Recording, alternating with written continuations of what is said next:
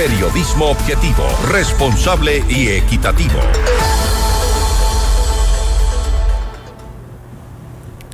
Vamos ahora con nuestra siguiente entrevista. El reciente llamado al diálogo de la Iglesia Católica, encabezado por el cardenal Luis Cabrera, presidente de la Conferencia Episcopal Ecuatoriana, llega en pleno paro nacional y con renovada presión sobre el gobierno y los movimientos sociales para retomar acuerdos previos y evitar más confrontaciones.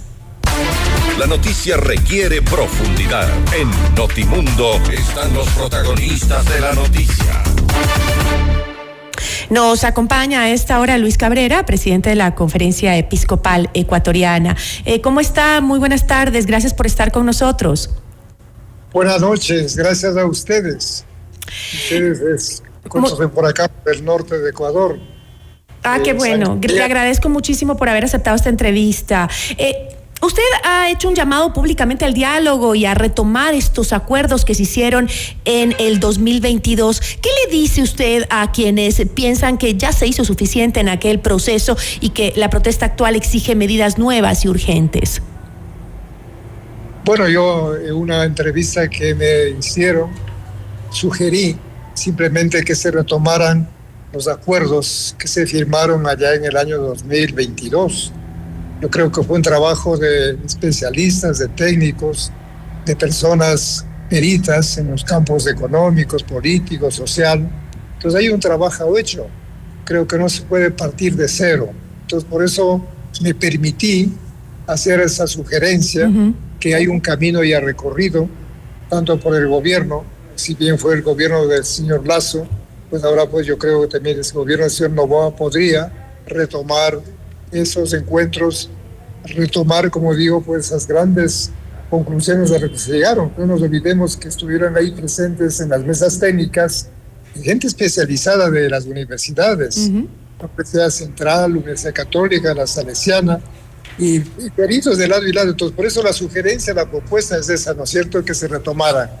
Y claro, la llamada que nosotros siempre hacemos, yo creo que es parte de nuestra misión, y llamar pues a la cordura, llamar al diálogo, tratando de que la violencia no siga creciendo y que ya sabemos las consecuencias. Al final pues es destrucción, es muerte. Así es. Y pérdidas, en fin. Entonces yo creo que eso, yo por eso decía llamar a la sensatez nuevamente.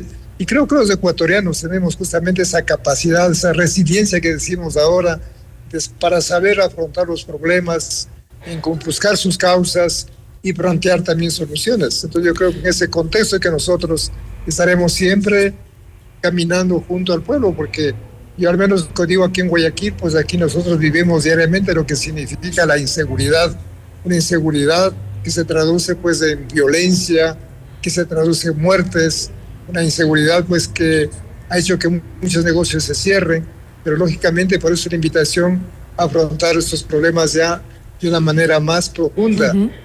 Pero cardenal, con ustedes de que es un tema estructural, ¿verdad?, que no se puede seguir mirando de una manera superficial.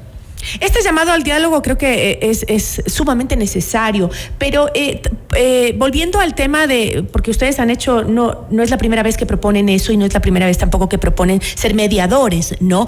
Como usted decía, en el 2022, la Iglesia, aquella vez que actuó como puente, digamos, de diálogo en estas mesas técnicas, en donde que usted acaba de decir, trabajaron mucho y trabajaron especialistas en los temas, pero los acuerdos se quedaron en absolutamente eso, acuerdos y en un papel firmado por ambas partes, pero nunca se llegó a nada. ¿Qué lecciones concretas quedaron de esa experiencia que puedan, cree usted, aplicarse hoy para acelerar las soluciones en ese llamado al diálogo?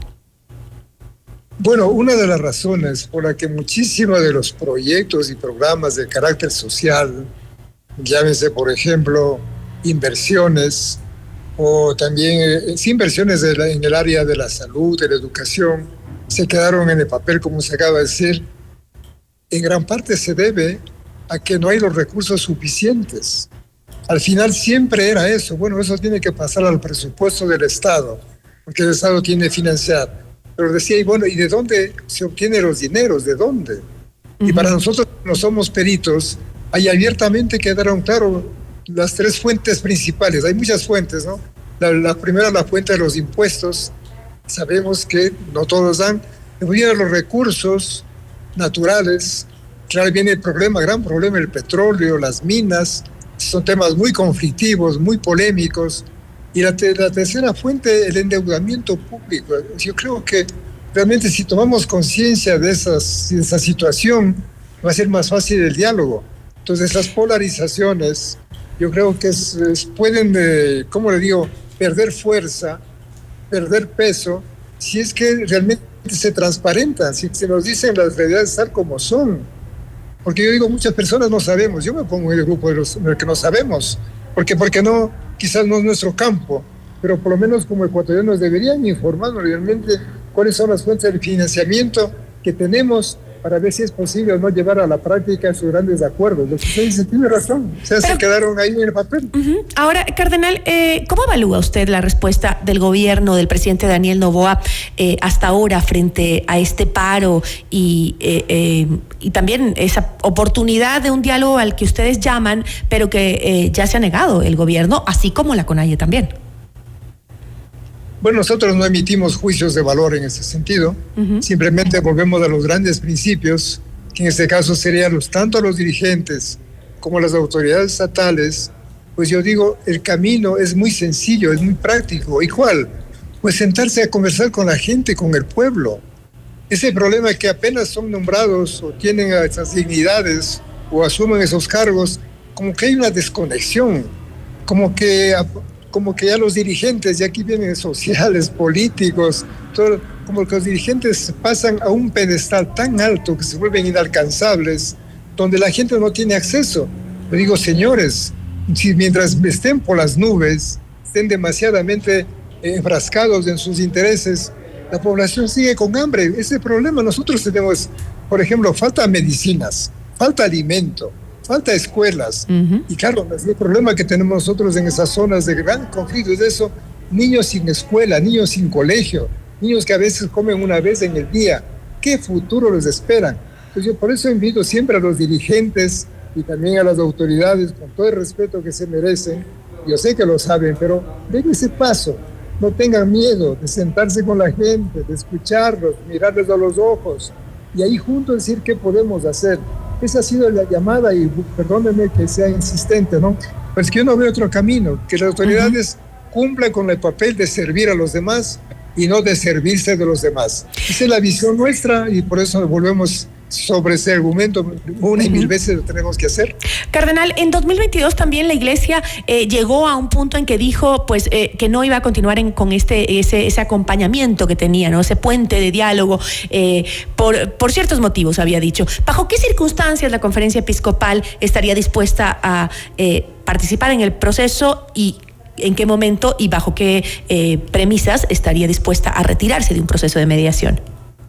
Bueno, en el 2022 nuestro papel era justamente crear las condiciones para que las partes se sentaran a dialogar.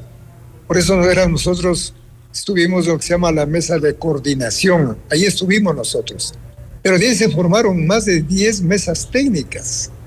Y en las mesas técnicas, ya como había manifestado, estaban pues lógicamente los peritos, los especialistas en todas las áreas económicas, políticas, sociales. Entonces eran ellos ahora sí los que tenían que ya también ejecutar. Por eso nosotros habíamos cumplido en ese plazo de los 3 meses que estuvimos ahí nuestra misión. Entonces porque ahí nosotros ya no jugamos ningún papel en ese sentido, porque de monitoreo, de evaluación, no, eso ya corresponde pues a las entidades estatales y sociales. Esa ha sido la razón por la que nosotros pues ya nos retiramos, porque nos parecía lo más sensato, lo más lógico, lo más honesto también, porque ya habíamos hecho. Nosotros entramos la vez anterior porque igualmente nos pidieron las partes. Jamás nosotros nos hemos estado ofreciendo, como decimos en nuestro lenguaje popular, ¿no?, de ser mediadores. Más aún nosotros dijimos, miren, hay organizaciones internacionales, nacionales, muy bien preparadas en este tema de la mediación, de del arbitraje. Pero esta vez ha anunciado que están de acuerdo, que están abiertos a colaborar esta vez también, lo ha dicho usted. Ahora, nada más para cerrar, cardenal, porque sé que usted está con sus ocupaciones, nada más, Ecuador es un país laico y muchas personas creen que la Iglesia no debería involucrarse en asuntos políticos. ¿Cómo responde usted a quienes piensan que la Iglesia debería mantenerse al margen y limitarse al ámbito espiritual? Bueno, nosotros tenemos bien claro, el Estado laico reconoce los derechos de todos los ecuatorianos y el Estado laico reconoce también el derecho de la libertad religiosa. De hecho, ser laico, el Estado laico no significa que sea un Estado antirreligioso, ¿no? O arreligioso, no. Simplemente el Estado laico significa que no tiene una confesión religiosa como tal. Por eso es abierto. Yo creo que también hay que comenzar por ahí, porque si no, en segundo lugar, nosotros no nos metemos en política partidista, eso está clarísimo. De hecho, nosotros en el modus vivendi, en ese documento que es un convenio internacional entre la Santa Sede y la Unión Ecuatoriana, abiertamente se dice que los pastores, en este caso sacerdotes y obispos, no entramos en política partidista, no somos afiliados. Y esa es la posición más honesta también y sensata, por supuesto, pero sí nos preocupamos por el bien común, pues, la política en sentido amplio, porque nosotros no podemos quedarnos callados si la gente se muere de hambre, la gente no tiene educación, la gente no tiene salud, va más allá de lo del partido político. Entonces, como iglesia estamos ahí. Entonces, yo creo que también es importante dialogar. Yo por eso insisto, el Estado laico reconoce los derechos a la libertad religiosa.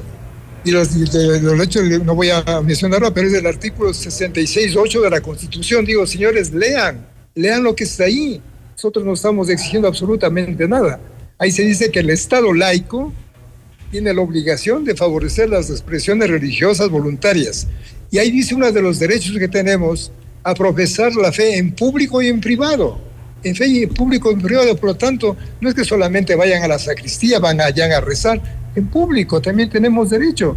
Si el Estado laico reconoce ese derecho, pues tenemos que ejercerlo. De tal manera que no hay esa confrontación, ese conflicto. A mí me da pena, ¿no? Porque cuando les conviene, ¿qué hace la iglesia ahí? ¿Qué hace la iglesia en política? Pero ya cuando dice, bueno, a ver que la iglesia no dice nada, se ha callado, o sea, como dicen, palo porque bogas, palo porque no bogas. Que siempre es así, ¿no? Así pasa. Claro, ¿por qué no dice nada la iglesia? Claro, ya cómplice, está ocultando, ¿qué pasa? Oiga, pero señores, ustedes están diciendo que no se meta a la iglesia. Vean, se mete a la iglesia, ¿qué hace metida ahí? Digo, señores, nosotros no somos metidos, sino somos comprometidos, que cambia radicalmente. Yo digo, somos comprometidos con la gente del pueblo que camina, pues estaremos ahí, les guste o no les guste. Con eso me quedo, cardenal. Pero no estamos solamente con la palabra. Nosotros estamos con acciones concretas. Yo en Guayaquil voy a decir, fíjense, nosotros tenemos una red de educación, educamos a más de 12,000 alumnos, tenemos una red de dispensarios médicos. Conocemos la labor de la iglesia. 900,000 personas atendemos, así es que no es que estamos hablando en el aire. Tenemos un centro para rehabilitación de toxicodependientes, fíjense, tenemos un albergue para muchachos con VIH. O sea, tenemos muchas obras sociales. Y esas personas que protestan, que se rasgan las vestiduras, me gustaría que vengan, que conozcan esas obras y después... No, y estamos conscientes de que la iglesia también hace muchas labores que le corresponden al Estado hacerlas y que las asume la iglesia y las asume de buena manera. Y le agradezco muchísimo, me encantaría seguir conversando con usted, pero se nos acaba el tiempo. Cardenal, siempre es un gusto poder tenerlo en esta entrevista. En todo caso, nosotros llamamos a la paz, llamamos al diálogo. Yo creo que eso pues son valores fundamentales para todo ser humano sensato. Creyente o no creyente, político o no político. Así es que muchas gracias de corazón.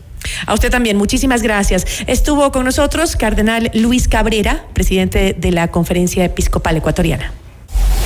Noticias